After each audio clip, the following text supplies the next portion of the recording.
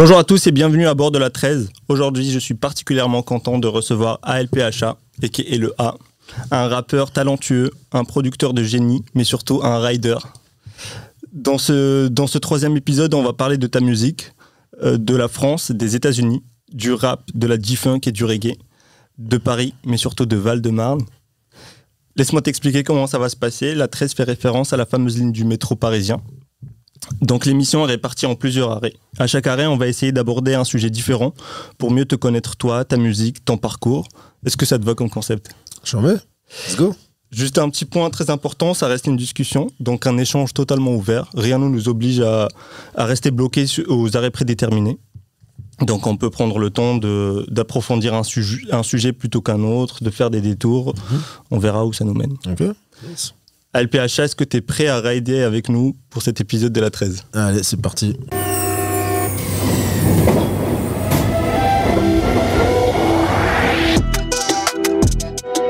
La 13. La 13. Donc, le premier arrêt, c'est le début, le commencement. On n'a pas forcément l'habitude de commencer par le commencement avec les artistes qu'on invite, mais cette fois-ci, j'aimerais bien faire un saut dans les années 80 et parler de Radio Aligre. Pour ceux qui ne connaissent pas, Radio Aligre est une radio associative née en 1981, si je ne me trompe pas. Tout au long de l'épisode, si je fais des erreurs de date, n'hésite pas à me corriger. Elle propose des émissions culturelles, donc de littérature, de cinéma, de théâtre, et des émissions musicales de jazz, rock, hip-hop, mais surtout reggae. Tes parents ont tous les deux travaillé là-bas et ils ont tous les deux animé une émission de musique au sein de leur radio. Donc il y avait I&I Music et il y avait Fashion and Style. Exact. Ils adoraient la musique. Donc à quoi ressemblait l'ambiance chez toi quand tu étais plus jeune ? Beaucoup de vinyles. Et puis comment ça s'appelle, un poste cassette, un magnéto. Donc à chaque fois je demandais le micro, est-ce que tu peux m'enregistrer, donc voilà, beaucoup de vinyles. Et puis ma mère allait à la radio, donc à partir de 81. Et puis il y avait des concerts, son système, la radio, des fois j'y allais aussi. Ok. Là-bas, à rue d'Aligre.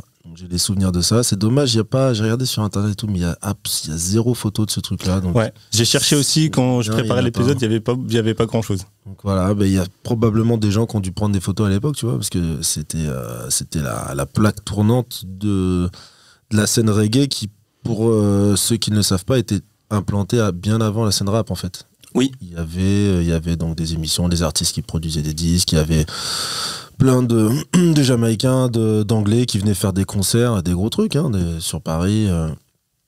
Donc la scène reggae elle était vraiment en place, des concerts, son système et tout. Et donc voilà, ouais. Donc c'est dans l'appart, on habitait dans un studio à rue Saint-Antoine, dans le 11, la Faidherbe-Chaligny. Et puis voilà, c'est plein de souvenirs comme ça, et puis voilà, des souvenirs d'enfance. Et c'est quoi, ça fait quoi de baigner dans une famille où la musique prend une grande place, où la musique est importante ? Tu sais, quand t'es gamin, tu grandis là où on te met, donc tu poses pas de questions en fait.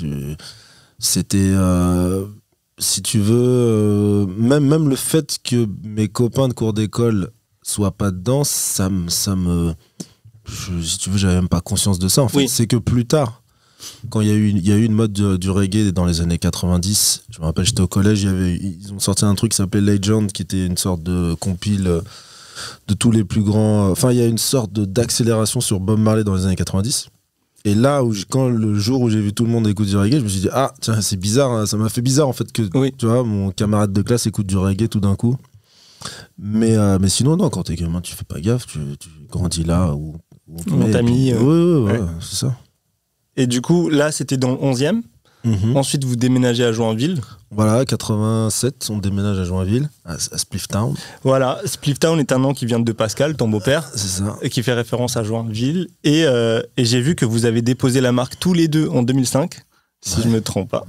Et du coup, là, on est loin des années 80-90, et ton beau-père est encore présent.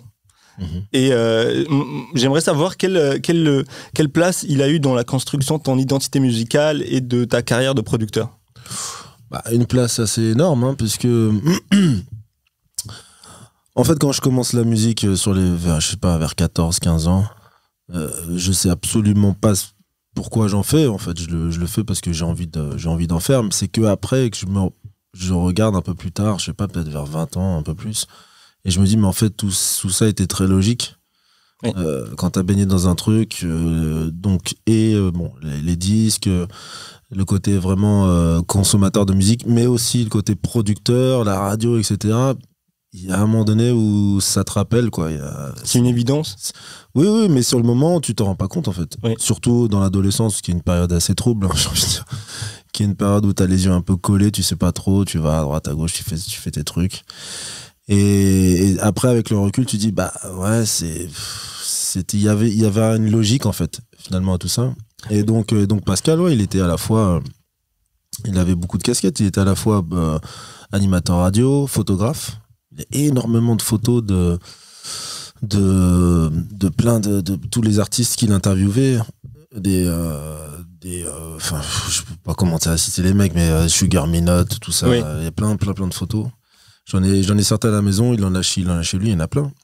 Et puis, il avait la casquette aussi de producteur, puisque c'est lui qui manageait et qui produisait Soupa John. D'accord. Et donc, du coup, voilà. Si tu veux, même quand je me suis mis dans la musique, rapidement, il commençait à m'expliquer aussi pas mal de trucs que je comprenais rien. Oui. Entre les trucs contrats d'édition, contrats de machin. J'avais 14 ans, il me parlait de contrats de licence. Je captais rien, mais bon, ça fait partie du parcours, si tu veux, et du parcours initiatique, quoi. Mais moi, j'ai pensé à quelque chose. Je me suis dit, la plupart des gens, moi, j'en fais partie, quand on est adolescent, on fait l'inverse de ce que nos parents font et on essaie de s'éloigner, alors que toi, tu as suivi ce chemin de la musique et au contraire, ça vous a rapproché. Ouais, alors la seule différence, c'est que ma mère,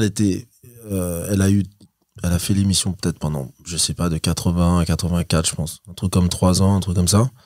Mais c'était un hobby pour elle. Hein. Oui. C'était pas son travail, c'était pas sa vocation spécialement, c'était pas son métier. Pascal, il a produit, il a baigné là-dedans. Mais après, il a eu aussi, il a monté une boîte, d'édition, de livres. Enfin, il a fait pas mal de choses.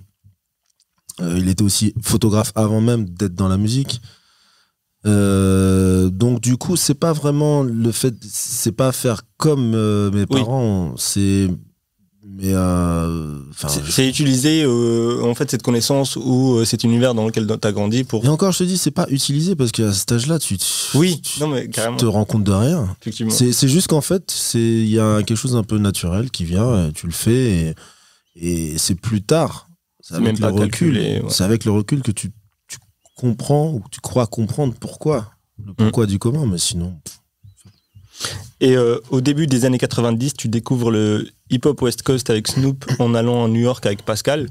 Quel est ton état d'esprit quand tu rentres à Paris après ce séjour ? Il y avait déjà le hip-hop, il y avait déjà plus tôt, il y avait déjà HIP HOP de Sydney, tout ça. En France, ouais. Voilà, il y avait déjà de mémoire. J'avais bloqué sur MC Solar, de Qui Sème le vent récolte le tempo, l'album, et il y avait déjà, si tu veux, du rap, je sais plus, je devais avoir des cassettes. J'avais un pote aussi qui habitait à Le Dreux-Rollin, oui, qui s'appelait Julien Rocher, et lui, il avait toutes les cassettes. Là, je te parle de 89, 90 par là, il y avait toutes les cassettes d'NW. Il avait même du rap français un peu plus tard, il avait t'es timide sans complexe, il avait plein de trucs, mais bon, j'écoutais pas vraiment en fait. Lui, il était vraiment sous perfusion, tu vois. Il écoutait ses cassettes et moi j'écoutais de loin, mais effectivement, après cette immersion à New York, pendant l'été, tu sais, j'avais une petite radio, bon, ça existe plus, mais ça a parlé aux plus vieux, une petite radio comme ça, c'était, tu vois, comme tu vois les anciens baladeurs MP3. Oui. La même chose, sauf que tu captais que la radio. Ok. Tu peux pas mettre de cassette et écouter ton son, là, tu captais que la radio. Oui. Donc, j'avais ça. Et bon, mais là-bas, j'écoutais, je captais la radio et tout. Et il y avait des singles qui tournent en boucle et tout. Et c'est vrai que ce truc-là, Dreadé, à chaque fois que j'attendais que ça passe à la radio, quoi. Oui. Et j'étais là, mais c'est quoi ce truc et tout. Et jusqu'à ce que dans le centre universitaire, là où j'étais, où je faisais ce camp de baseball, il y avait un grand rétroprojecteur, et là, bam, il y a UMTV Rap, il y a Snoop, bam, ouais, hippie, et tout. Il y a le clip, du coup. Ouais, il y a le clip et tout. Là, je rentre, et là, je cours à la Fnac, boum, j'achète le CD, et là, c'était le truc, quoi. Et du coup, dans le documentaire Splifftan, qui est sorti en 2016, tu décris cette période comme l'âge d'or du rap. Est-ce que tu peux nous dire qu'est-ce qui fait que cette époque a énormément marqué cette culture ? Bah après, il y a chacun a sa théorie. Moi, je fais partie de ceux qui pensent qu'il y a des âges d'or. Oui. Il y a des gens qui, voilà, non, il n'y a pas d'âge d'or. Moi, je pense que pour tout, il y a des âges d'or, mais pas que dans la musique, hein, pour tout. Okay. Dans l'art, et pas dans tous les domaines, en fait. Et même finalement, même dans ta vie, il y a des âges d'or. Tu peux pas dire... moi, je pense que tu peux pas arriver à 85 ans et dire je vais bientôt passer mon âge d'or. Non. Est-ce que c'est pas de la nostalgie ? Non, je pense pas. Je pense qu'en fait, si tu veux, penser qu'il n'y a pas d'âge d'or, c'est se prendre pour plus que ce qu'on est. C'est-à-dire qu'il y a des événements, il y a des gens, il y a un historique, il y a une chronologie, il y a un monde qui tourne, tu vois, et il y a des choses qui font qu'à un moment donné, il se passe quelque chose dans un endroit du monde, oui, qui a un impact, et puis bon, bah, c'est les gens qui font partie de ce monde-là, à ce moment-là, vivent ce truc-là. Mais moi, j'avais une question que j'allais te poser plus tard, mais je te la pose maintenant. Moi, je crois qu'il y a des cycles qui reviennent à chaque fois. Sûr. Ça veut dire que la boom bap, j'ai l'impression qu'en ce moment revient avec Benjamin Epps, avec plein d'autres rappeurs, etc. Et du coup, est-ce que si on dit que l'âge d'or du rap, c'était quand il y avait la boom bap, par exemple, et que quand la boom bap revient, est-ce que c'est pas un nouvel âge d'or ? Oui, c'est ça. Non, pour moi, c'est un revival. Ok. C'est un revival. En fait, l'âge d'or, c'est une spontanéité. Si tu veux, aujourd'hui, tu peux faire du gros funk à la Clinton, ce que tu veux, mais tu pourras pas recréer ce qui s'est passé dans les années 70. Oui. C'est la même chose avec le reggae des années 70, la même chose avec... Quand il y a eu le revival de soul dans les années 2000, où il y a eu Amy Winehouse et tout ça, ça n'enlève rien à la qualité, au talent de tous ces gens. C'est juste que c'est pas la motante des années 60, c'est un revival. Ouais. Donc après, dans l'âge d'or, si tu veux, il y a cet élément de spontanéité qui fait que c'est pas que la roue elle est inventée, c'est que tout simplement il y a comment dire une tendance qui arrive pour la première fois. Oui. Et tout le monde, il y a une jeunesse qui s'en empare, une jeunesse enfin et plus. Et voilà, et c'est inédit, et puis maintenant, et après, une fois que c'est rentré dans l'histoire, après ça reviendra. Oui. Et puis ça va se mixer avec d'autres trucs qui vont encore donner d'autres âges d'or, etc. Qui vont créer d'autres musiques, par exemple.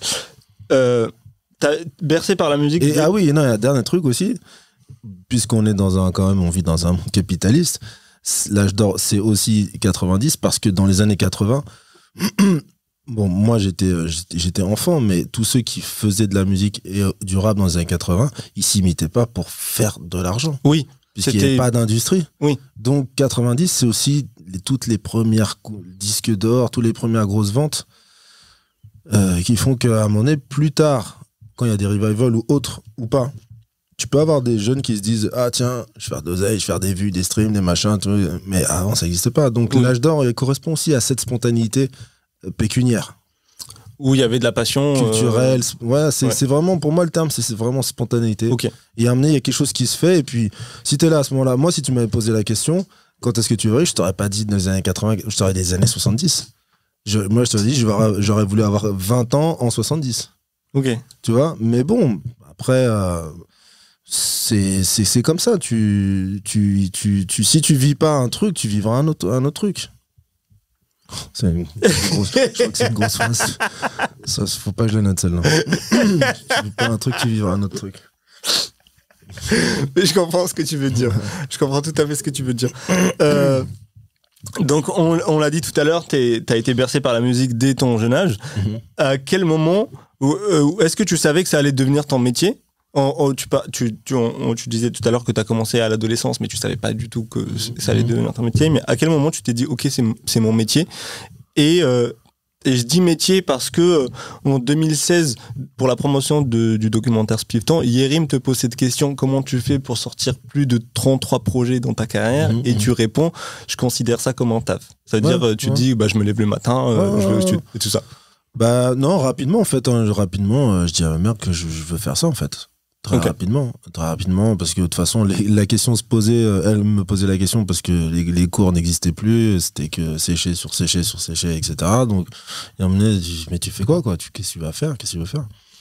Et c'est vrai que, à partir du moment où je passais des nuits entières sur le sampler, je passais ma vie, beaucoup d'heures à faire des instrus. À la base, j'ai jamais spécialement pensé rapper en fait. Ouais, ok. C'était vraiment faire des instrus. J'allais te demander par quoi t'as commencé. Voilà, c'était faire des instrus, mais rapidement, j'avais pas spécialement de rappeur, donc je commençais à comment ça s'appelle, à gratter des trucs, aussi sous l'impulsion de Sylvain et Fabrice, parce que alors Fabrice, lui, il avait déjà... Fabrice Eboué pour... Il avait un groupe de rock, donc lui, c'est un littéraire quand même. Donc il écrivait des trucs et ça, et puis amené je sais plus pour quelle connerie, on est chez Sylvain, et il me dit, il me demande si je veux rapper, ou si je sais rapper, je me rappelle plus. Je dois lui dire, c'est facile. Bref, il me dit, vas-y, fais-le. Donc ça part un peu d'une connerie comme ça, et donc si tu veux, au moment où je commence à vraiment enchaîner beaucoup d'instrus, commencer à essayer de faire des morceaux de A à Z, même en fait pour imiter les Dre, tout ça, faire des cassettes entières avec des interludes et tout ça, quoi.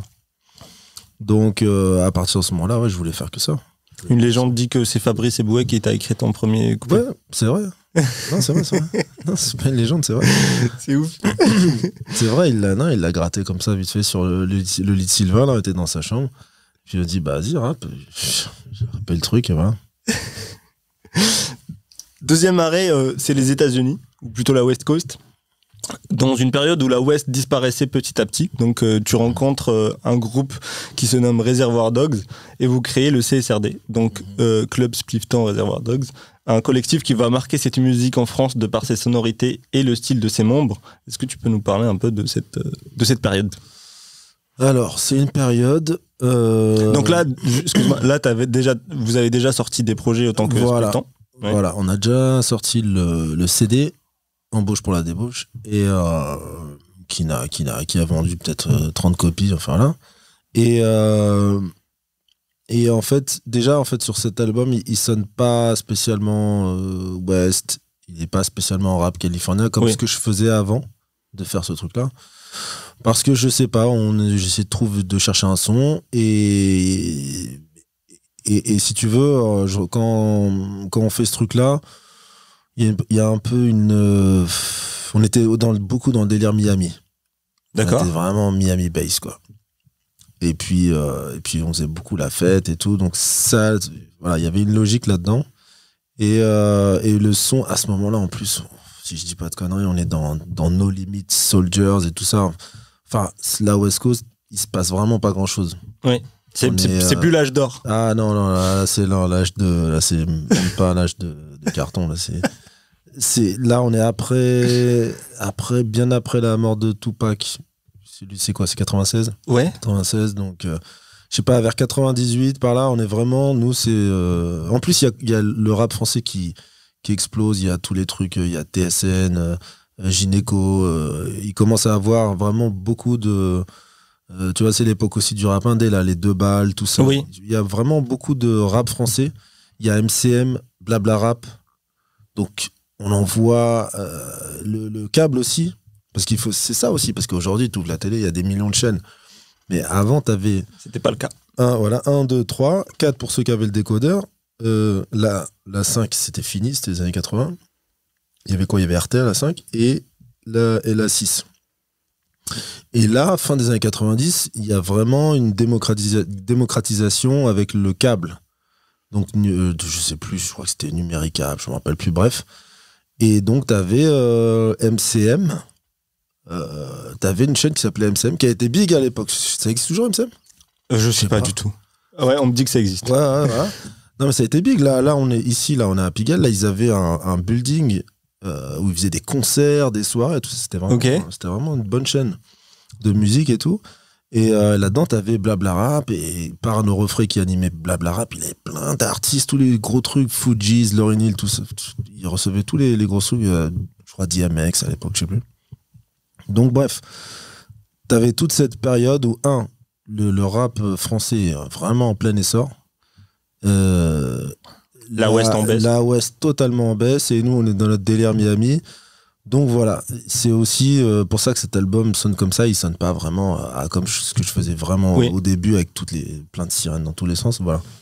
Et donc du coup, on rencontre le RD qui eux sont West à mort, même plus précisément pour ceux qui connaissent Bay Area, le son de Oakland, qui est encore différent du son de Los Angeles. Et donc là, quelque part, ça ravive la flamme en moi, en fait. Oui. Je me dis, putain, là, on en a plus 10, mais on en a 20 comme ça. Et puis ça a créé une émulation, en fait. Parce que de mémoire, on avait tous les deux groupes avaient ce slang de rider. Ouais. Le slang, pour les auditeurs, c'est l'argot que vous utilisez. Ouais, on avait cet argot de rider, tout ça. Donc on est quand même en 99. Et il y a un truc qui opère et puis c'est beaucoup de soirées et beaucoup de rides. Ouais. J'adore la phrase que tu dis dans le documentaire. Tu dis on rencontre le CSRD et puis là on est parti pour 15 ans d'Ouest. Ah, on est reparti. Ouais, quand on a rencontré le RD, on est reparti pour 15 ans d'Ouest. Non, c'est clair. Il y a un truc qui revient souvent de cette époque-là, quand on parle de Alpha, quand on parle de Splifton, du CSRD, c'est les soirées. C'est un truc qui vend beaucoup de rêves. Et moi, vous avez réussi à me faire dire, putain, je suis né ni au bon moment, ni au bon endroit, en parlant d'un truc qui se passe en France et pas aux États-Unis. Donc j'aimerais que tu me parles un peu de ces soirées-là, quelle était l'ambiance et comment ça s'organisait. Bah, au final, c'est pas plus différent que n'importe quelle soirée tu vois, d'ados ou de jeunes adultes qui ont des permis de conduire et qui rident. C'est rien de spécial. La seule chose, c'est que c'est la manière dont on le faisait, avec laquelle on le faisait. C'est le son. On était, à chaque fois qu'on arrivait dans une soirée ou tu vois, on était différents en fait, parce qu'on écoutait du son différent, on se sapait de manière différente, on avait un langage différent. On avait, tu vois, c'était à chaque fois un peu les ovnis. Et pareil, quand on faisait des soirées, qu'on invitait des gens, les gens rentraient dans notre monde, mais ils étaient différents de nous, du coup. Donc, c'est plus ça, en fait, qui change. Sinon, après, c'est des soirées d'ados. Enfin, voilà, c'est classique, hein. Il y a de la musique, de l'alcool, etc. Bon. Des filles. Des joints. Oui. Ouais. Je crois que t'es le seul, ou en tout cas l'un des rares membres du CSRD qui n'est pas tatoué. Alors que quand on parle du CSRD, et toi-même tu le dis, tu dis, t'étais étonné par leur style quinri, leur dégaine et leur tatouage. Non, je suis pas le seul. Le seul membre à l'époque de Splifton qui était tatoué, c'était MSJ. MSJ était tatoué. Et de Splifton, pardon. De Splifton, oui, pardon. Et je crois que Togbab Tougéja a été tatoué peut-être avant qu'on rencontre. Il avait fait un G sur l'épaule. Je sais pas. Juste avant qu'on les rencontre, ou je me rappelle plus exactement. Ok. C'est les deux. Après, non, Fabrice et moi, on n'est pas tatoués. Et si, les jumeaux, ils sont tatoués.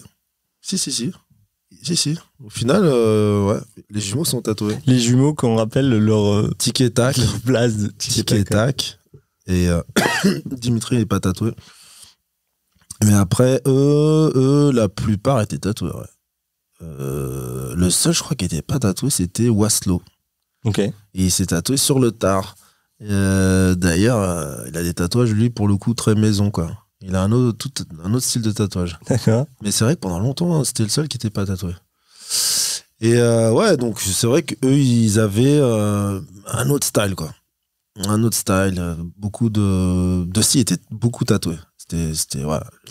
Ils avaient un style qui, en tout cas, en France n'était pas commun. Non. Ah oui, non. À cette époque-là. C'est sûr qu'aujourd'hui, tu dis tatouage. Oui, voilà, c'est pour ça qu'on parle de ça, parce qu'à cette époque-là, cette dégaine-là, avec les Marcel blancs. Ouais. Non, à cette époque-là, bandana. c'est la fin, on le sait pas encore, mais ça va être la fin de tout, si tu veux, de toute une... C'est même pas une ère, en fait, c'est plus qu'une ère.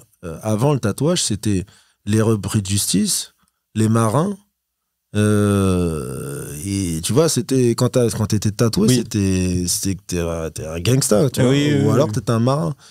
Bon, aujourd'hui, évidemment, ça veut plus rien dire, mais... Ça n'a et plus donc, la même on est- signification. On était encore dans cette époque-là, quoi. Mm. On était encore dans cette époque-là. Et, et c'est vrai que eux, de leur dégaine et tout, le son encore une fois d'Auckland, qui est différent, ils ont rapporté leur truc et tout. Et ça, il y a une émulation qui s'est créée. Ça a matché. C'est comme ça. Euh, Il n'y avait rien de prévu. Et tout au long de ta carrière, tu as collaboré avec un nombre immense d'artistes, mais il y en a un dont on a parlé tout à l'heure, c'est Fabrice Eboué, qui faisait partie du groupe Splifton. La question que je souhaite te poser, c'est quelles sont vos relations aujourd'hui, et est-ce que vous voyez le rap technique toujours de la même façon? Je te pose cette question parce qu'il y a la vidéo. Attends, parce que tu as posé plein de questions en même temps. Est-ce que on se voit, bien sûr, Ouais. plus famille en fait. Oui, d'accord. Les enfants, tout ça. Ok. Après, le rap technique. Mais je vais juste donner le contexte aux auditeurs. Ouais. Fabrice Eboué, on lui sort toujours à la télé une vidéo de lui où il rappe et on lui dit Fabrice Eboué, vous étiez rappeur et tout. Sauf que cette vidéo, j'ai l'impression que les médias ne le captent pas Non, directement. il capte pas. C'est une parodie. C'est une parodie, c'est du second degré. C'est du second degré, du rap un peu technique, de la rime, du rap new-yorkais aussi. C'est ça. Et c'est exactement ça. Et on avait avec beaucoup de guillemets, un groupe qui s'appelait La Zarmada, dans lequel on parodiait les rappeurs new-yorkais. Mais au final, c'était pas contre, parce que moi j'ai écouté beaucoup de sons New York. D'accord. Les gens souvent me disent ah bon, t'as écouté ça? Oh, j'ai écouté plein de sons New York. Mais c'était pas, si tu veux, c'était pas tant contre le son. Au final, c'était plus en réaction du fait qu'on était différents. Oui. Tu Ok. vois, et du fait qu'à amener, t'as envie de dire aux gens, mais enlevez vos déguisements, détendez-vous, enfin, tu vois. Et puis surtout, c'était très codifié le rap new-yorkais. Oui. Tu vois, si t'avais pas les Air Force, les Timberland, les trucs, les Pelé, les Carl Kenny, les trucs, t'étais, voilà. Donc c'était plus, au final, c'était moins contre le son et plus en réaction de ça. J'ai aussi eu l'impression que c'était pour dire ça on sait le faire, c'est juste que nous, ce qui nous attire, c'est ça. Oui, et c'est vrai qu'on était aussi drivé par l'idée que le son ouest était plus joué, était plus difficile à faire. Oui. Alors qu'effectivement, prendre un sample, juste, tu vois, juste taper 2 notes et mettre une caisse claire, voilà. Mais bon, ça, j'ai envie de dire, je pense que c'était pas l'idée la plus intéressante qu'on a eue, parce que bon, c'est pas une question de technique au final. Oui. C'est qu'il y a des sons différents, il y a des, et puis dans chaque son, il y a une manière de le faire. Oui, non, mais il n'y a pas un son qui est mieux qu'un autre, c'est qu'il y a un style de son et maintenant il faut voir qui le fait bien, qui sait le faire, qui sait le faire évoluer, voilà. Tu vois, c'est comme quand Reza est arrivé avec, alors je te fais une petite digression, mais quand Reza est arrivé avec le son de Wu-Tang, tout ça, Grave Diggaz, hein, c'est vrai que la première fois que tu écoutes ça, tu dis mais sa boucle elle tourne pas. Tu vois, ça tourne pas. Enfin, je sais pas si tu vois de quoi je parle. Pas du tout. D'accord, ok. Wu-Tang. Oui, non, mais oui, okay. Tu vois, Wu-Tang, oui. Ok, quand tu prends un sample, quand tu prends un échantillon d'une musique pour le boucler, tu fais une boucle et tu mets une batterie dessus. Ouais. Bon, c'est le principe du rap classique, boom bap, comme tu veux. Et le truc, c'est que à la base, quand tu prends un sample, t'essayes à ce qu'il tourne dans le tempo. Oui, effectivement. Et lui, en fait, il fait un truc, c'est qu'il s'en bat les couilles. C'est qu'en fait, ça tourne pas. Ok. Il n'y a pas de boucle. Tu vois, si, il y a une boucle, mais elle est mal faite, en fait. D'accord. Et finalement, quand t'écoutes ça d'une oreille d'un mec qui fait du son, tu te dis mais attends, mais pourquoi il fait ça? Mais si tu veux, 90% des auditeurs ne font pas de musique, et Ouais. ils calculent pas, ils s'en foutent, ils vont valider ou pas, Oui. selon leur goût. Et au final, je me dis peut-être que s'il n'y avait pas eu cette mini révolution dans les sons de Reza, peut-être qu'il n'y aurait pas eu Jay Dilla. Ok. Parce que Jay Dilla, c'est lui qui apporte, tu vois, dans les... Bah, tu connais Jay Dilla? Pas du tout. Bon, Jay Dilla, il a révolutionné la programmation rythmique. D'accord. Ouais. Donc, au lieu de faire poum, 4, au lieu de faire poum, 4, poum, 4, il fait poum, 4, poum, 4. Oh, d'accord. 4. Ouais. Donc, il met un groove et il rapproche en fait la caisse claire 2 et 4, il la rapproche. Donc, ça donne un groove très spécifique. Bon, bah, peut-être que cette révolution, elle est née aussi du fait que Reza, il a cassé les codes. Je sais Apporter pas. quelque chose de Je nouveau. sais pas, tu vois. Ouais. Ok. Donc, bref. Il y a une grande filiation entre les deux. Ouais, voilà, c'est ça. Surtout sur la manière de traiter les samples et les décalages de batterie, genre le kick et le swing du hi-hat, etc. Voilà, c'est ça. Donc, voilà, c'est validé par notre ami à ma gauche, je sais pas comment il s'appelle. mais, Zaïd. Space Tajin. donc, tout ça pour dire que, si tu veux, le truc de dire que c'est facile à faire ou pas facile à faire, c'est pas l'idée de l'année, si tu veux. Ok. Moi, j'ai une question personnelle que je souhaite te poser autant qu'auditeur et de fan de rap français. Il y a un rappeur dont je suis très fan et qui a commencé sa carrière dans le début des années 2000 et qui avait une dégaine un peu de Snoop et qui débarquait dans ses clips en Seawalk et ça avait même choqué Driver à l'époque, il le dira dans une émission avec Valou. Et donc ma question est pourquoi La Fouine ne figure pas dans les premiers projets de expulsion du CSRD? Ah, bon, écoute, je vais te le faire rapide parce que c'est pas très intéressant, mais en fait, on devait faire un truc. D'accord.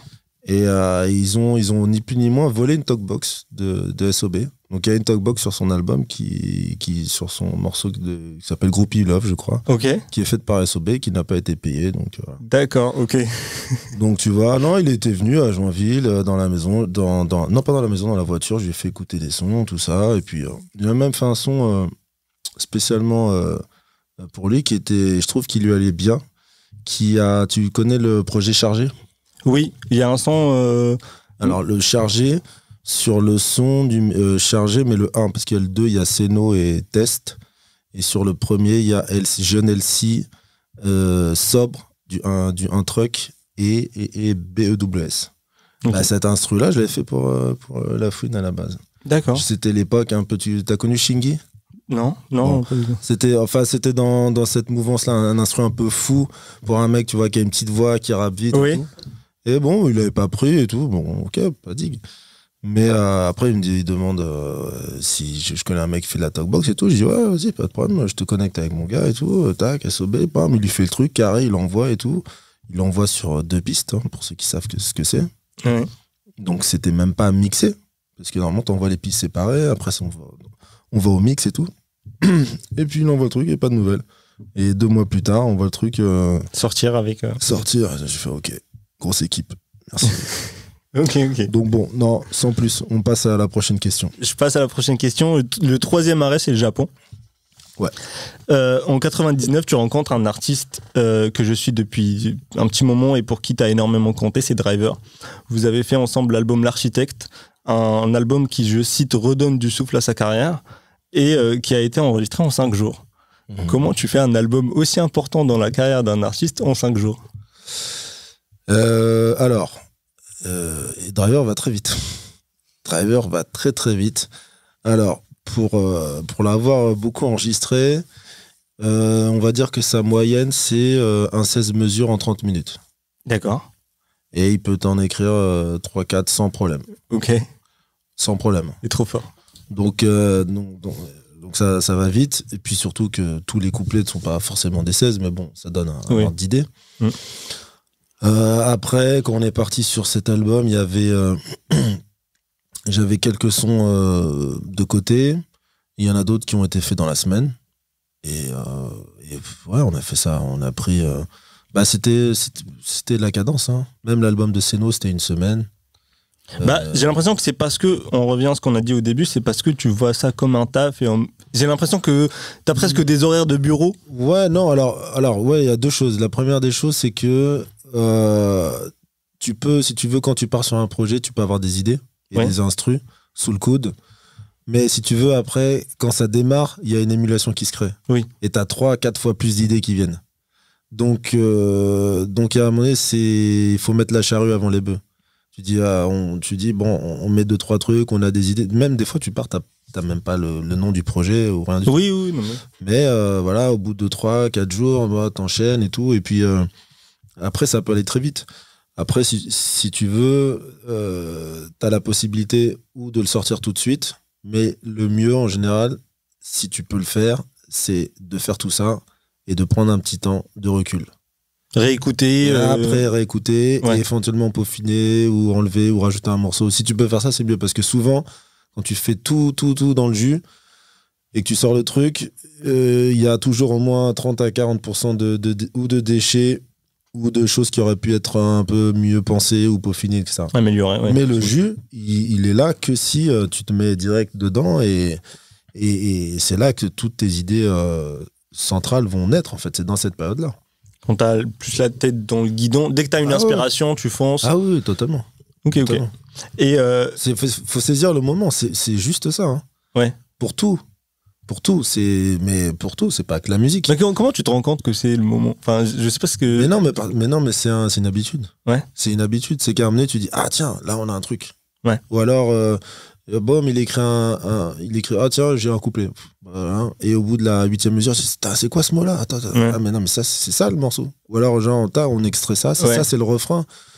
Ou c'est dans son livre, il dit également, dans son livre J'étais là, il dit également que des fois, il était en route vers chez toi, il venait chez toi, il écoutait un son, ça lui donnait une idée, donc il venait directement, il te dit tiens, Alpha, est-ce qu'on peut faire une prod qui va ressembler plus à ça? J'ai un thème Bad Boy ou un truc comme ça, et puis ça partait. Ouais, bien sûr. Bah, après, je te dis, le maître mot, c'est l'inspiration. C'est l'inspiration. Tout le monde est inspiré de tout le monde ou de toute chose et aussi inversement il faut si tu veux il faut être s'inspirer et c'est surtout il faut pas casser l'inspiration si tu veux, peu importe la provenance de l'inspiration, ça peut être un truc que tu as écouté toute ta vie. Comme là, on fait une interview, je sais pas, moi, dans le couloir avec quelqu'un qui dit un mot et tout, et mais tu dis, ça me donne une idée. Ouais. Donc l'inspiration, il faut pas la casser, il faut faire. Après, tu prends du recul, tu réécoutes, tu dis, c'est de la merde. Ou alors, tiens, c'est pas mal ça. C'est un truc. Mais il faut pas casser l'inspiration, faut laisser couler le truc. Mais j'ai l'impression que toi, je sais pas comment dire, tu fais beaucoup attention à ça, dans le sens où tu as énormément d'inspiration. Et enfin, dans ta carrière, t'as sorti presque 40 projets. Ça veut dire que t'en as de l'inspiration. Est-ce que tout le monde a ça? Est-ce que c'est juste toi, tu sais comment dealer avec, la transformer? Alors, il y a peut-être deux choses. La première, c'est que, comme je te dis, je ne le ferme pas. Ouais. Donc parce que des fois, en fait, on s'auto-censure. On dit, ouais, mais non, ça me fait penser à ça, bon, donc je ne vais pas le faire. Oui. Je disais sur Featuring, là, sur le refrain d'Il n'y a pas que la chatte, il y avait une note qui me faisait penser à autre chose. Je disais, puis je l'ai fait quand même. Et au final, personne ne m'a jamais parlé de ça. Oui. Et les gens, s'ils le savent, c'est parce que j'en ai parlé moi-même. Donc, et de toute façon, ça change rien parce que si tu veux, dans cette partie-là de la mélodie, c'est une sorte de mélodie à 2-3 notes que toute la Terre a fait. Donc, c'est même pas, on peut même pas dire que c'est une reprise. Donc, il y a d'abord ce truc-là de ne pas fermer l'inspiration. Et après, vas-y, refais ta question.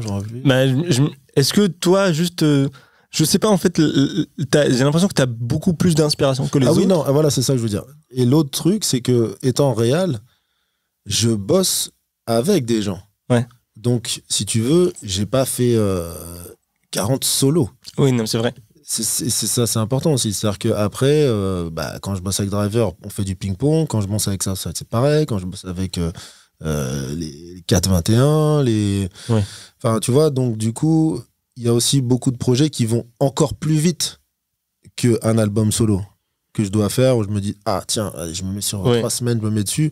Il y en a d'autres, ça va encore plus vite parce que t'as quasiment entre guillemets rien à faire et t'as déjà des sons de prévus. Hop, tu fais un peu de réal, on trouve 2-3 refrains, l'autre il arrive, il pose tous ces trucs, ça y est, c'est fini. Donc je pense que c'est la combinaison de ces deux choses-là. Et de base, on a parlé de l'album L'Architecte. De base, il a été conçu pour être envoyé au Japon. Oui, c'est vrai. Est-ce que tu peux... C'est beaucoup de choses, ça. Bah, j'ai fait mes recherches. Ouais, non, c'est vrai. J'ai fait mes recherches. Est-ce que tu peux me dire... Enfin, c'est pas exactement ça. Il n'a pas été conçu. Voilà, explique-moi. Non, en fait... Il y avait des Japonais fans de West Coast française. En fait, à cette époque-là, c'était avant le tsunami, pas le tsunami, mais la catastrophe nucléaire. Il y a une centrale nucléaire qui a explosé, ça fait une catastrophe écologique. Fukushima. Oui. Ça, Fukushima. Oui. Je me tourne vers... On s'est tourné tous les deux vers Zaïd. Et il est plus dedans.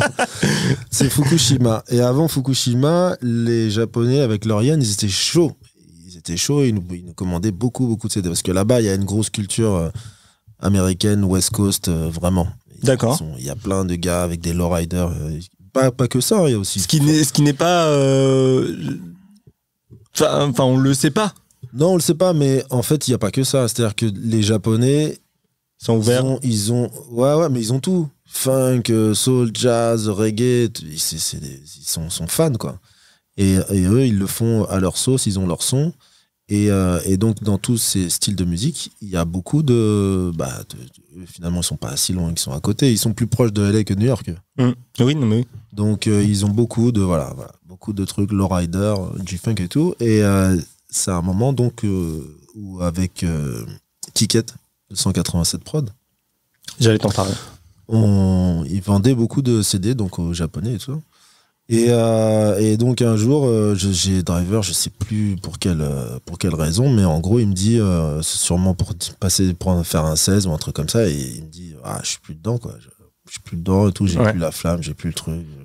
Je dis mais comment ça, bon vas-y, passe demain. Ah non, je suis plus dedans. Il voulait lancer une carrière pas de rap, mais j'ai pas envie de dire de bêtises, mais il était plus sur truc latino. Ah non, ça c'est après. Ok, d'accord. Il était plus dedans, il voulait arrêter la musique. Il voulait arrêter la musique totalement. Et surtout, alors j'ai appris après que c'était pas la première fois que ça lui arrivait, parce qu'il l'explique lui-même dans... Oui, dans J'étais là. Voilà. Mais moi, quand il me dit ça, je dis, mais c'est pas possible. C'est un des gars les plus dans la musique que je connaisse dans mon entourage. Autant sur le côté public, enfin auditeur, que sur le côté personnel, producteur de musique et tout ça. Ouais, quoi. D'accord. Je dis mais c'est pas possible. Bref. Et donc là, bref, on raccroche et tout, et je commence à réfléchir et tout. Et je lui fais la proposition. Je dis écoute, viens, passe, on fait un album et tout. Là, il y a ce plan au Japon. On balance, on le fait. Tac, ils nous achètent les trucs. Ils pourront même payer en avance. On balance les trucs. Tu vois. Je dis, je sais pas et tout. Bon, finalement, il accepte. Et c'est comme ça que le truc est parti en fait. Mais c'est pour répondre à ta question sur le Japon, c'est un moment où franchement, si ça avait continué comme ça, on était bien. Non, mais ils les achetaient ils achetaient vraiment beaucoup de CD, les mecs. Ouais.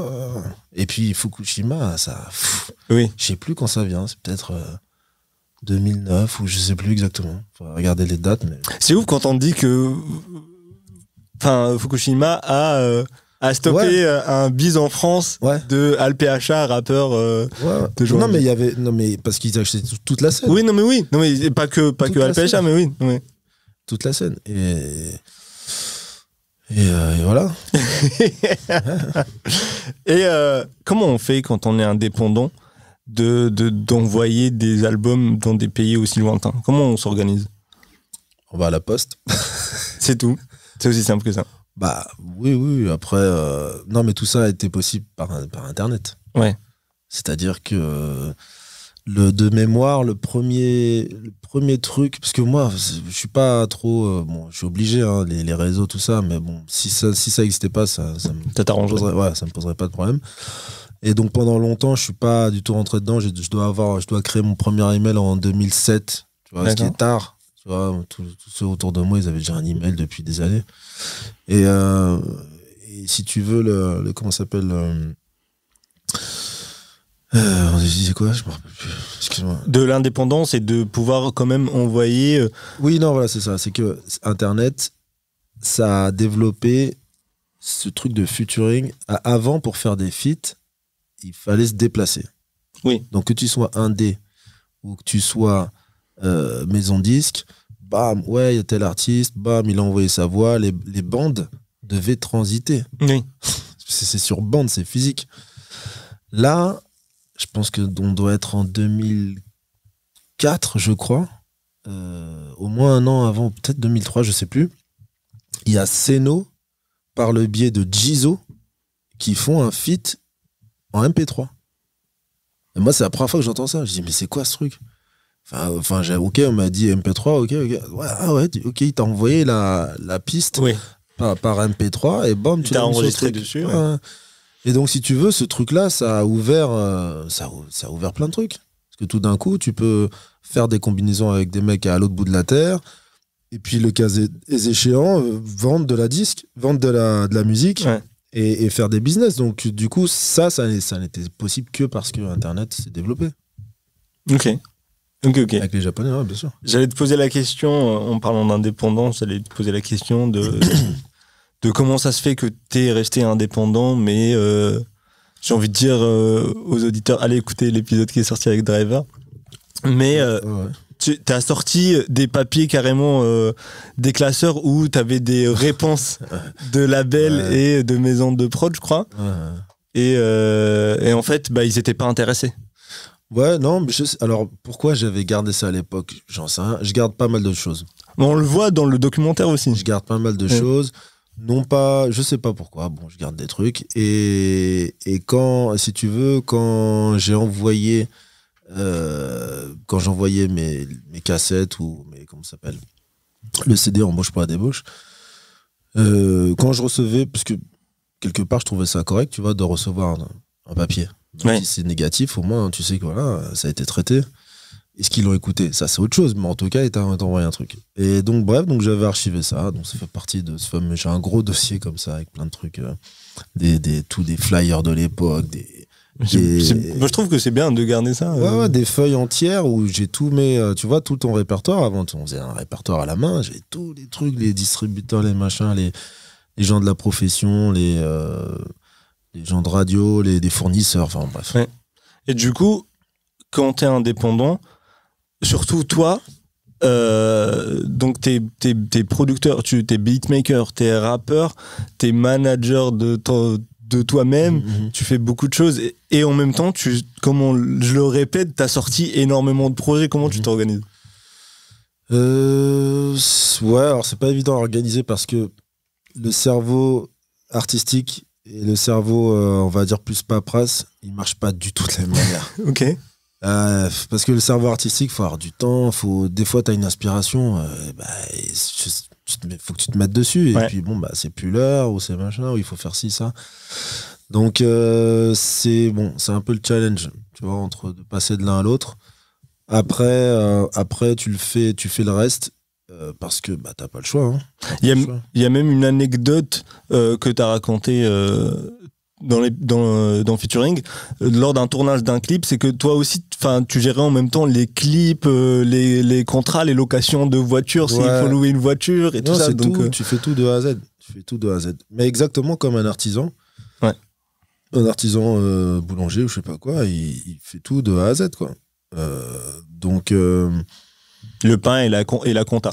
Ouais, voilà. Après, encore une fois, là, maintenant avec les marketplaces comme Bandcamp, du coup, ta compta est automatisée, donc ça c'est pas mal, t'as tous tes trucs. Mais t'es obligé d'être sur tous les fronts, sur le clip, sur le merchandising, sur les concerts, sur le relationnel aussi. Oui. Des fois, faut bouger son cul, aller faire un peu de relationnel. Le réseau. Le réseau, machin, parce que sinon, effectivement, si t'es chez un éditeur et que t'es compositeur, c'est ton éditeur qui se bouge le cul, aller te trouver des auteurs, des trucs pour bosser avec toi. Mais donc, Donc, il faut essayer de naviguer et puis avoir une feuille de route, se mettre des objectifs de sortie. Essayer d'être le plus judicieux possible dans tes sorties. Comment tu t'organises, par exemple? Tu te dis, OK, j'ai une date de sortie du projet. Et est-ce que dans ce planning-là, tu vas rentrer, OK, bah, j'ai cette période-là pour composer, j'ai cette période-là pour communiquer sur le projet? Non, pas du tout. Non, pas du tout. Non, c'est beaucoup plus rapide que ça. OK. Non. C'est-à-dire que là, par exemple, tu vois, les Riders au ski, qui est sorti en décembre. Ça m'a piqué mi-octobre. D'accord. Donc, non, c'est plus rapide que ça. Et tu as réussi à réunir beaucoup d'artistes. Ouais, mais aussi parce que tout le monde a la possibilité d'enregistrer chez lui. Ouais. Donc, moi, à la maison, sur ce truc-là, on a dû être, je sais pas, moi, peut-être 4 ou 5, même pas plus, à enregistrer. Sinon, tout le monde. J'ai un autre studio à Alfortville, et puis sinon, les gens ont envoyé leur couplet. Donc non, c'est plus rapide que ça parce que c'est plus drivé par le besoin artistique. Donc, qu'est-ce qui peut être bien après ça? Ouais. J'ai eu tel retour là-dessus, je ne m'y attendais pas. Ouais. Je vais faire ce clip. D'accord. Tu vois, là, j'ai eu des très bons retours sur Shklam Panam. J'ai fait le clip. Qui est trop bien. Alors que quand je sors le truc, c'était pas du tout hors du genre. Après, tu vois, je me dis, tiens, après cet album-là, il y a telle et telle dynamique, qu'est-ce qui pourrait être bien? Ou, tiens, est-ce que je peux casser les codes en faisant ci, en faisant ça? Tiens, j'avais cette idée sous le coude, est-ce que c'est pas le moment de le faire? C'est plus, tu vois, c'est plus... Mais est-ce que tu t'organises comme ça aujourd'hui parce que t'es l'artiste qu'on connaît? Et est-ce que c'est pas plus dur pour un indépendant qui débute, dans le sens où toi, par exemple, Alpha, quand on sort un projet, les Riders au ski, déjà il y a la notoriété que t'as et celle des gens en featuring. Je prends Senza, Deddy, Stomy, Driver et tout ça. Mais est-ce qu'un jeune artiste, ça va pas être plus compliqué pour lui de créer la musique, communiquer là-dessus? Tu vois ce que je veux dire? Alors, je vais dire, je suis pas du tout la bonne personne pour répondre à cette question. non, mais honnêtement, parce que j'essaye déjà, moi, de comprendre le monde dans lequel on est. Ouais. Si tu veux, en termes de communication, en termes de multiplication des marchés. Avant, tu avais un bac. Oui. Et il y avait, dans le bac Fnac, tu as tant de CD possibles. Ouais. Tu peux pas en mettre un de plus. Tu as ton bac rap français, bac US, soul, funk, reggae. Tu vois, même si demain, le mec de la Fnac, il a envie d'importer 1000 disques en plus, il pourra pas le faire parce que physiquement, il n'y a pas la place. Oui. Aujourd'hui, tu as une infinité de marchés. Tu peux avoir une infinité de disques d'or, une infinité, tout est multiplié à l'infini, en fait. Il n'y a pas de limite. Oui. Donc rien que déjà ça, pour un gars de mon âge, j'ai mis du temps à le comprendre.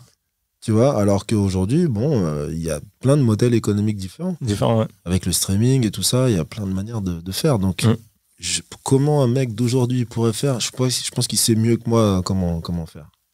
Ok. Tu vois, parce que c'est plus du tout la même. Il utilise les outils. Tu vois, il utilise les outils, les manières de sponsoriser les vidéos, les manières d'utiliser, tout ça, tout se passe sur Internet, quoi. C'est vrai, c'est pas le même marché. Non, Ouais. Ça n'a rien à voir. Non, mais il y a eu, là pour le coup, et c'est pareil, comme on disait, il y a âge d'or et tout ça, on ne choisit pas à quelle époque on vit, etc. On a vécu, on vit, ça commence à être passé, mais la révolution numérique, c'est un truc de ouf. Non, mais c'est clair. Ceux qui sont nés en 2000, eux, ils sont nés dedans, donc ils se rendent pas compte du truc. Mais nous, en 2000, on avait 20 ans. On est passé de l'âge je passe en bas de chez toi et si t'es là, si t'es pas là, tant pis, à je te scrolle des trucs, on fait des barbecues en ligne et tout ça, on se voit sur Snap ou sur je sais pas quoi. Le monde, il a complètement changé. Comme il a changé à la révolution industrielle, tout ça, quoi. Donc, non, la révolution numérique, c'est incroyable, ce truc. Et Bah, on en a parlé tout à l'heure, mais on va passer très vite dessus. Tout à l'heure, on a dit que la musique, c'était des cycles, qu'il y avait un âge d'or, mais il y avait quand même des cycles qui se répètent. Est-ce que là, avec Dre et Snoop au Super Bowl, est-ce que le projet Snoop Dogg présente Death Row Summer 2022, est-ce que la hype du Seawall qui revient, est-ce que ça annonce pas un petit peu le retour de la West? Non, je pense pas. Je pense que la West, quelque part, elle est déjà revenue. D'accord. Avec Kendrick.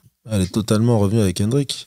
Il n'est pas le seul, mais il y a une grosse période pour les Californiens de vache maigre dans les années 2000. À l'époque, je me rappelle, ils avaient essayé de lancer le jerk et des trucs comme ça. Mais avec Kendrick, les gars, ils sont plus qu'en place. Hein. YG, je sais pas, tous ces artistes, là, Dom Kennedy, J-Rock, ils sont en place. Après, le son est modernisé, il est différent. Mais finalement, tu sais, quand tu parles de cycle, moi, je pense que tout...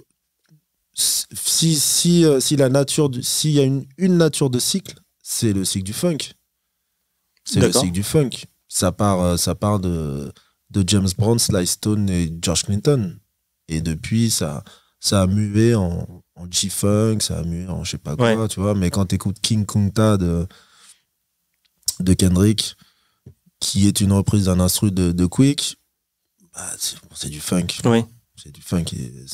C'est juste que bon, c'est fait à la sauce quand c'est sorti, je sais plus à l'époque, 2016 ou 2017, je sais plus. Mais donc je pense que s'il y a une nature de cycle, dans ce cas précis, c'est le funk. Ok.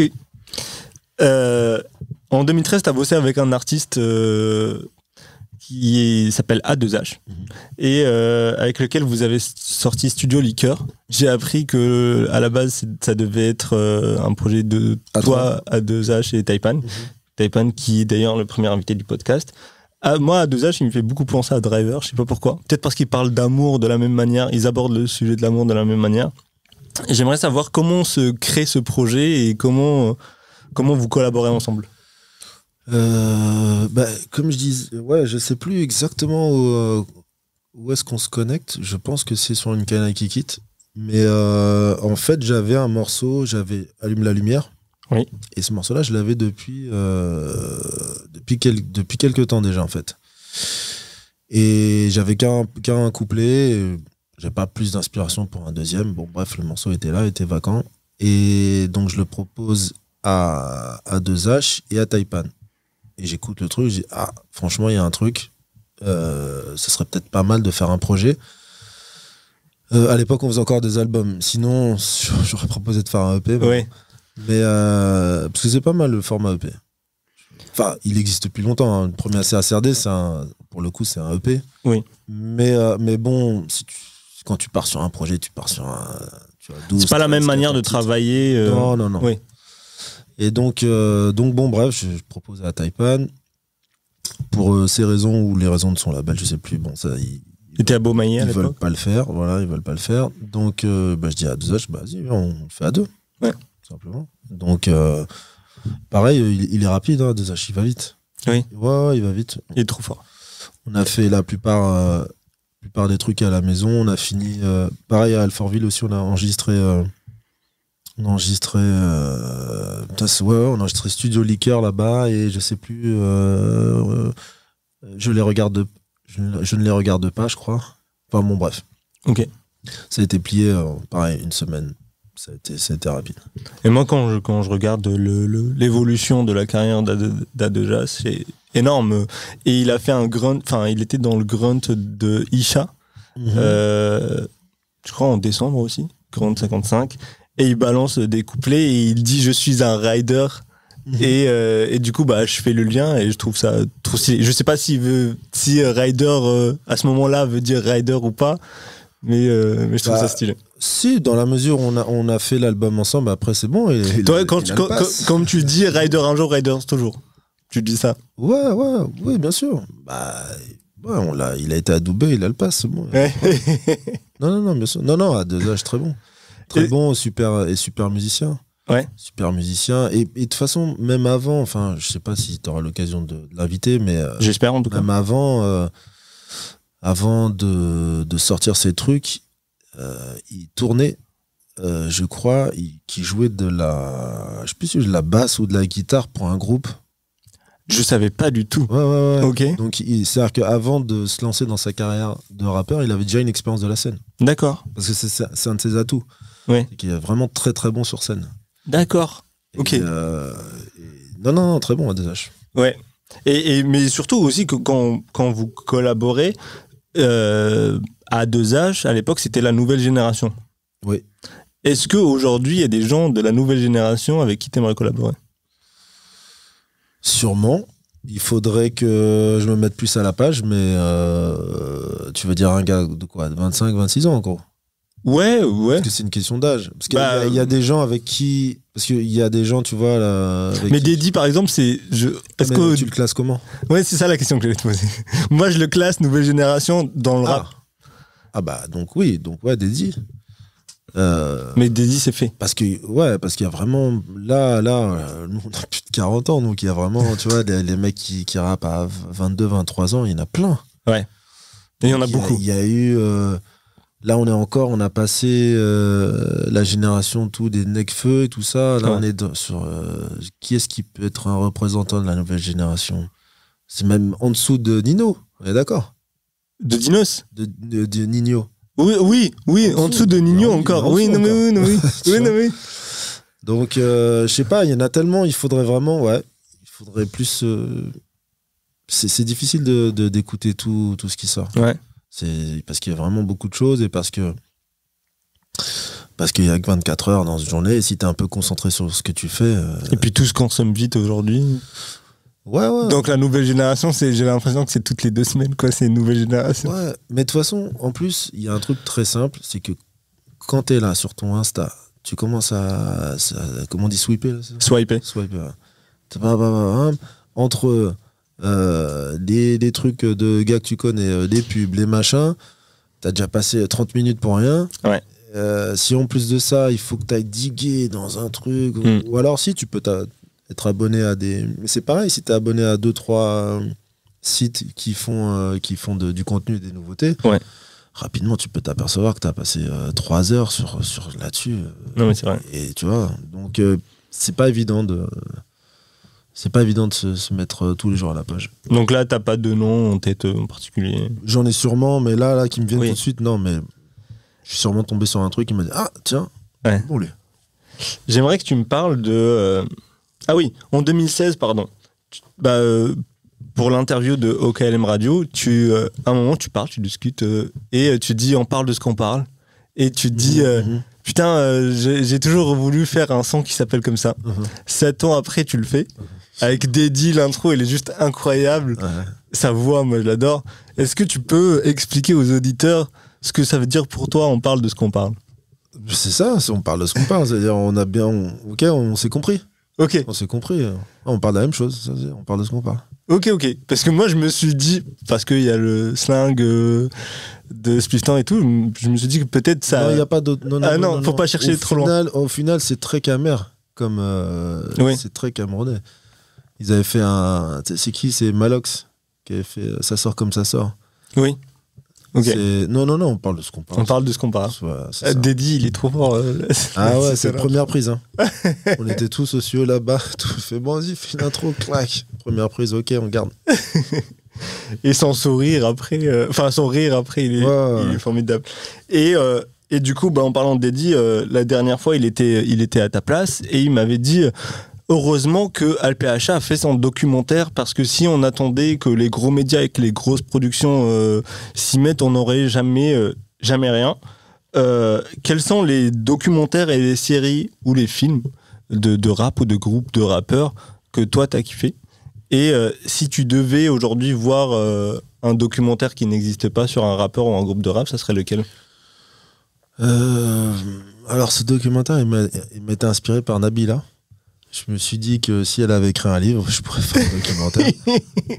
Je dois pas être forcément moins intéressant qu'elle. Non mais j'ai bugué, je me suis dit, est-ce qu'il parle de la même Nabila? Ah, la Nabila qui a écrit un livre sur elle. Bref, non mais Unsung, j'aime bien Unsung. Je connais pas du tout. Ok, Unsung, Unsung. c'est plein de documentaires sur, ça veut dire méconnus. D'accord. Sur des gens en fait qui sont pas si méconnus que ça, parce que quand tu connais un peu de musique, tu les connais, mais c'est pas des gens, si tu veux, ultra mainstream, ou alors qu'on a eu des Grammy Awards, etc. Ouais. Mais ils ont une grosse liste. C'est vraiment bien aussi sur les Américains. Un autre documentaire, tu m'as dit que j'aimerais voir. Ouais, si un documentaire qui n'existe pas sur un rappeur ou un groupe de rap que j'ai vu alors big up à Méga de la Mafia qu'un Free, Mosco, Carlito, Mokobe, tout ça, Rimka. J'étais déçu par le comment ça s'appelle leur documentaire. OK. Je sais plus qu'est-ce qu'il a fait exactement, mais ils ont une histoire tellement ouf. Il y avait un documentaire de dingue à creuser plus. Dingue. Mais pas que sur la mafia, sur tout ce qui se passe autour. Sur, tu vois, on dit souvent, tu vois, que les grands frères de cité qui écoutaient du funk, qui ont passé avant le rap, et tu vois, il y avait un truc là-dessus culturel ultra puissant à faire, tu vois. Et alors, je sais pas, peut-être qu'ils ont leur raison, tu vois, parce que c'était compliqué et tout. Puis ça a créé, la Mafia qu'un Free, ils ont ramené énormément de choses. Non, mais il y avait un truc de ouf à faire. Non, mais oui. Il y avait un truc de ouf. Ça, évidemment, le ministère. Ouais. Il y a après, bon, là ils ont fait les trucs sur NTM. Non, il y a plein de groupes comme ça où tu dis un truc vraiment bien fait, que ce soit ou une série ou un documentaire, mais qui est bien fait, je veux dire, qui remet les choses dans leur contexte, tu vois, qui contextualise et qui creuse pas juste sur les personnages, mais vraiment sur la culture. Oui. Mais comme ce que tu as fait, tu as parlé t'as parlé de Londres, t'as parlé de plein de choses. T'as ramené du contexte. Oui, il faut. Parce qu'on est des produits de contexte. T'as parlé des films, Menace, tout, Society, t'as parlé de... Ouais. On est des produits de contexte. Ce qu'on fait, on le sort pas de... Tu vois, ça tombe pas du ciel. C'est qu'on fait des trucs qu'on a vécu. Et donc, quand on vit des choses, on les vit à plein, que ce soit dans le groupe, que ce soit dans la famille, que ce soit dans l'entourage, que ce soit dans la ville, que ce soit... Des fois, il y a des villes qui sont marquées. Des fois, par exemple, à Sarcelles, les gars, ils ont une manière de parler. Oui. À Grigny, ils ont une manière de parler. Dans le 9-1, ils ont... Mais c'est même pas que dans l'argot. Ça peut être vraiment dans la manière de prononcer les mots, là, tu vois. Et tout ça, ça a un impact sur les gens. Donc, ça a un impact sur ce que vont faire les gens. Ce qu'ils vont sur leur musique. Sur leur musique, ça. Donc... voilà, quoi. Je me permets de recommander un livre. C'est J'étais là de Driver pour nos auditeurs, parce qu'on a beaucoup parlé de lui, et je conseille aussi aux gens de suivre son émission avec Driver sur YouTube et son incroyable podcast Featuring. Et je te remercie, Alpha, d'avoir accepté l'invitation et d'avoir partagé avec nous tout ton savoir et toute ta carrière. Merci à toi. Et merci aux auditeurs. Au revoir.